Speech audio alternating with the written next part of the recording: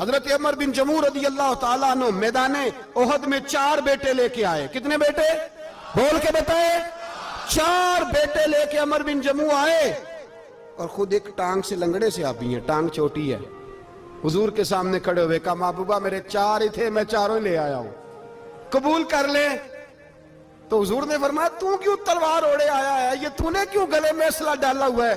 کہا یا رسول اللہ میں نے بھی تو جانا ہے نا. تو حضور نے فرمایا 4 بیٹے جو ہیں. تو حضرت عمر بن جموع نے بات کی. صحابہ کہتے ہیں ہم لبوں سے مسکرا رہے تھے, آنکھوں سے رو رہے تھے.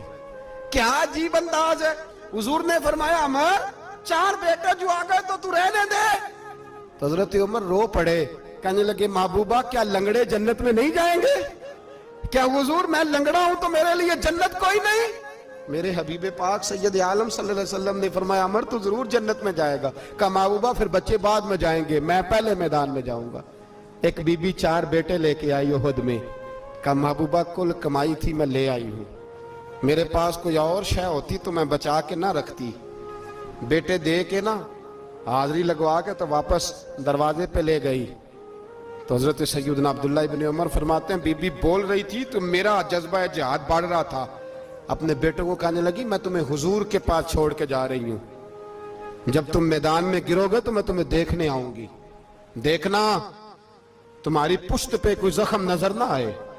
جتنے تیر کھانے ہوئے سینے پہ کھانا, جتنے تلواروں کے نیزوں کے زخم برداشت کرنے ہوئے یہاں کھانا, پشت پہ زخم نظر نہ آئے. حضرت عبداللہ ابن عمر فرماتے ہو بی بی کی گفتگو میرا جذبہ جہاد بڑھا رہی تھی. ایک بی بی 3 سال کا 4 سال کا بیٹا لیے رو رہی ہے, احد کا دن ہے. سہیلیاں پوچھتی ہیں تو کیوں روتی ہے؟ وہ کہتی ہے دیکھو میرا خاوند بھی بدر میں شہید ہو گیا, بھائی اور باپ بھی. دل کرتا ہے کوئی جوان بیٹا ہوتا تو آج مصطفیٰ کے ساتھ اسے ہی بھیج دیتی. کوئی جوان میرے پاس ہے ہی 3 سال کا تو کیا کروں, 3-4 سال کا بچہ کیا کرے گا؟ پتہ نہیں کیا دلیل آئی. اچانک اٹھی, بیٹے کو سینے سے لگایا, کپڑا ڈالا, مسجد نبوی پہنچ گئی. حضرت بلال کہتے ہیں مجھے ملی. کہنے لگی بلال مجھے پتہ ہے حضور تیاری کرا رہے ہیں جنگ کی, پر 2 منٹ اگر میری ملاقات ہو جائے. بلال حبشی کہنے لگے حضور ہم ایک بی بی ضد کر رہی ہے.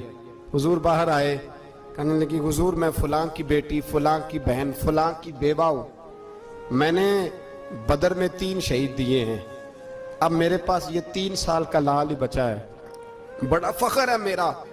لوگ مجھے شہید کی بیوہ, شہید کی بیٹی, شہید کی بہن کرتے. دل کرتا ہے شہید کی اماں بھی کہیں جاؤں تو میرا بیٹا لے لیں.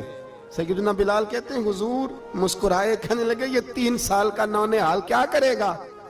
کہتے ہیں اماں کا عجیب جذبہ ہے.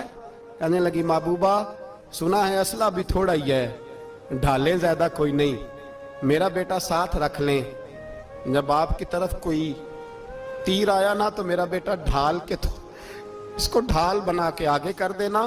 محبوبہ ڈھال تو بان ہی سکتا ہے نا.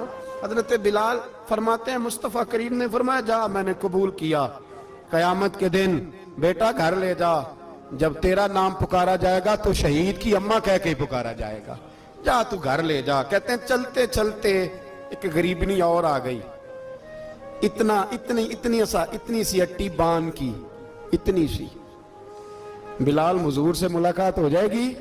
نبی پاک آ گئے, کہا محبوبہ یہ غلبہ اسلام میں میرا بھی حصہ ڈال لیں. حضور نے فرمایا یہ کیا ہے؟ کہنے لگی حضور خاوند فوت ہو گیا, اولاد اللہ نے بے نیازی سے دی نہیں, سویرے چرخہ کاٹ کے رزق حلال کھاتی ہوں, میرے پاس نا یہ اتنا سا بان ہے, ایک گھوڑے کی لگام بن جائے گی. محبوبہ حصہ تو ڈال جائے گا نا دین کے لیے, میری قبولیت ہو جائے گی. میرے حبیب نے ہاتھ اٹھائے اور دعا مانگی, کہے اللہ جتنا تو میدان کے مجاہدوں کو اجر عطا فرمائے اتنا اس غریبنی کو بھی عطا فرمانا, اتنا اسے بھی دینا. بھائی یہ جذبے تھے, یہ رنگ تھا امت مسلمہ کا, اس لیے کافر گھر میں بیٹھ کے کانپا کرتا تھا. اب اسے پتا ہے یہ اسی والی کار سے نہیں نکل سکتے, اسے پتا ہے کہ ہم نے انہیں بوتل پہ لگا دیا ہے, اب یہ پیپسی مرینڈا اور یہ پی کے کھانے کے ساتھ تو یہ مست رہتے ہیں, اب یہ نہیں نکل سکتے گھر سے. ہم نے انہیں ان چیزوں پہ لگایا ہے جو ان کے وجود کو کھوکھلا کر رہی, اب کیسے میدان میں نکلیں گے؟ وہ اس لیے نہیں ڈرتا کہ وہ تیری آسائشوں, تیری زندگی میں آنے والی سہولتوں سے آشنا ہے، موت بستر پہ بھی آ جاتی ہے، لیکن جس کو میدان میں آتی ہے وہ ساری زندگی زندہ رہتا ہے، وہ ساری زندگی زندہ رہتا ہے۔ بھائی مرنا تو ہے، لیکن اگر زندگی دین کے کام آئے گی تو امر ہو جاؤ گے۔